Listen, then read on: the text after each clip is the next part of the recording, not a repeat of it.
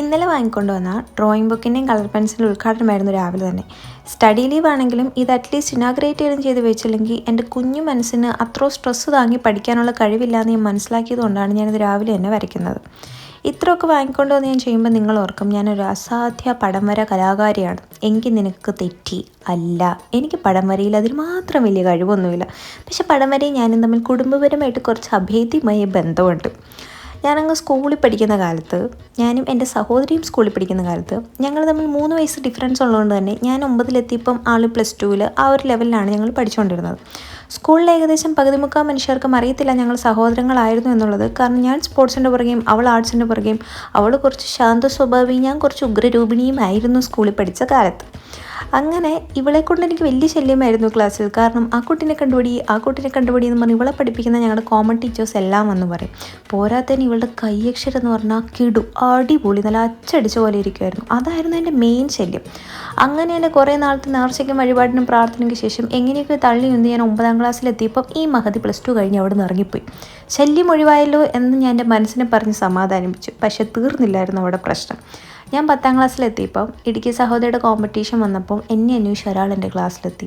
ഞാൻ സ്വപ്നത്തിൽ പോലും വിചാരിക്കാത്തൊരു വ്യക്തി, ഞങ്ങളുടെ സ്കൂളിലെ ഡ്രോയിങ് ടീച്ചർ.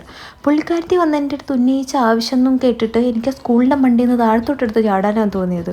ഞാൻ കലോത്സവത്തിന് പടം വരയ്ക്കാൻ പോകണം പോലും. അതിനെ അവർ കണ്ടെത്തിയ കാരണം ഞാൻ അഞ്ജനയുടെ അനിയത്തി ആയതുകൊണ്ട്. അഞ്ജനയ്ക്ക് നല്ലവണ്ണം വരയ്ക്കാൻ കഴിവുണ്ട്. അഞ്ജന ഇതുവരെ കലോത്സവങ്ങളിൽ പങ്കെടുത്ത് സമ്മാനങ്ങൾ വാങ്ങിയിട്ടുണ്ട്. അതുകൊണ്ട് ആ കഴിവ് എന്നിൽ നിന്നും പുറത്ത് ഞാൻ കൊണ്ടുവരണം പോലും. എനിക്കറിയാവുന്ന ഹിന്ദി, മലയാളം, തമിഴ് ഭാഷകളെല്ലാം ഞാൻ അവരുടെ അടുത്ത് പറഞ്ഞു, എനിക്ക് അങ്ങനെ ഒരു കഴിവില്ല, എനിക്ക് പടം വരയ്ക്കാൻ അറിയത്തില്ല, ഞാൻ അത്ര വലിയ കഴിവേറിയല്ലെന്നൊക്കെ ഞാൻ പറഞ്ഞു അവരുടെ അടുത്ത്. ബട്ട് ആ സ്ത്രീ സമ്മതിച്ചില്ല. അവരെന്നെ കുറേ നേരം അങ്ങോട്ട് കൺവിൻസ് ചെയ്യും. എവിടെയോ അവരുടെ കൺവിൻസിങ്ങിൽ എനിക്ക് തോന്നി മറ്റേ മിന്നൽ മുരളിക്ക് മിന്നലടിച്ച് കഴിവ് കിട്ടിയെന്ന് വിശ്വസിച്ച പോലെ എന്നിലെ മന്ദബുദ്ധിയും വിശ്വസിച്ചു. എവിടെയൊക്കെ എൻ്റെ DNA സീക്വൻസിൽ പടം വര എന്ന കലാരൂപത്തെ എഴുതി ചേർത്തിട്ടുണ്ടെന്ന് അതും വിശ്വസിച്ച് അവർ പറഞ്ഞ ഒരു ടോപ്പിക്കുണ്ട്, മാർക്കറ്റിൽ നിൽക്കുന്ന പെൺകുട്ടി. പിറ്റേന്ന് ഞാൻ വരച്ചോണ്ടും ചെല്ലണം പോലും അവർക്ക് അസസ് ചെയ്യാൻ വേണ്ടിയിട്ട്. എന്നിട്ട് ഞാൻ എൻ്റെ ജീവിതത്തിൽ എടുക്കാത്ത എഫേർട്ട് ഇട്ട് അന്ന് ഞാൻ ആ പടം വരച്ചു. പടമൊക്കെ പ്രത്യക്ഷപ്പെട്ട് വന്നു പേപ്പറിൽ. ബട്ട് പെൺകുട്ടിയുടെ ഫിഗർ കറക്റ്റ് ആയിരുന്നെങ്കിലും തല കുറച്ച് വലുതായിരുന്നു. പിന്നെ പെൺകുട്ടിയുടെ പൊക്കമെന്ന് പറഞ്ഞാൽ അതിൻ്റെ അടുത്ത് തൂങ്ങിക്കിടന്ന റോബസ്റ്റ വാഴക്കൊലയ്ക്ക് അതിലും പൊക്കമുണ്ടായിരുന്നു. അങ്ങനെ കുറച്ച് പ്രശ്നങ്ങൾ ഞാൻ കണ്ടെത്തിയെങ്കിലും എൻ്റെ കഴിവ് കുറച്ച് കാണട്ടെ എന്നോർത്ത് ഞാൻ പിറ്റേന്ന് അതും കൊണ്ട് സ്കൂളിൽ പോയി. എന്തുകൊണ്ടോ എനിക്കത് അവർക്ക് കൊടുക്കാൻ മടിയുണ്ടായിരുന്നു. പക്ഷെ എന്തുകൊണ്ടോ പിറ്റേന്ന് അവരെന്നെ അന്വേഷിച്ച് വന്നില്ല.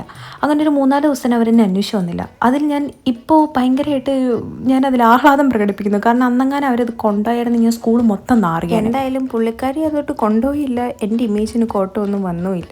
എന്നാലും ഞാനിങ്ങനെ ഇടയ്ക്കിടയ്ക്ക് ഇങ്ങനെ വരച്ച് ഞാൻ പരീക്ഷിക്കും. ഇനി എങ്ങാനും കഴിവ് തിരിച്ച് വന്നാൽ